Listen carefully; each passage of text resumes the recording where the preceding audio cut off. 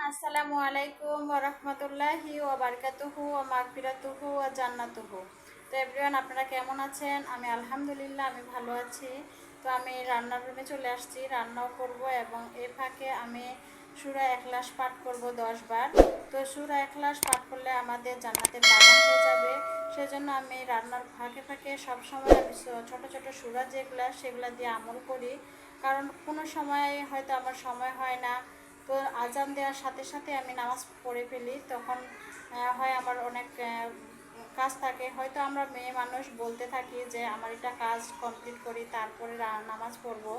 তো সেটা না করে আপনি আজান দেওয়ার সাথে সাথে নামাজ পড়ে ফেলবেন। তো আজকে আমি যে সূরাটা নিয়ে আসছি সেই ছোট্ট সূরাটা হচ্ছে সূরাতুল ইখলাস। ইখলাস হচ্ছে আমি দিনে 10 বার পাঠ করি। তো আমি যা যেরকমভাবেই পারে না কেন, তো সব সময়ের জন্য হয়তো আমরা বলতে পারি না, আমল করতে পারি না। তো সেই জন্য আমি চাচ্ছি যেন আজকে সূরা ইখলাস পাঠ করি। তো সূরা ইখলাস পাঠ করব। আউযু বিল্লাহি মিনাশ শাইতানির রাজিম।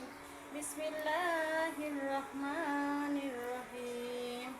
কুল হুয়াল্লাহু আহাদ আল্লাহুস সামাদ লাম ইয়ালিদ ওয়া লাম ইউলাদ ওয়া লাম ইয়াকুল লাহু কুফুয়ান আহাদ।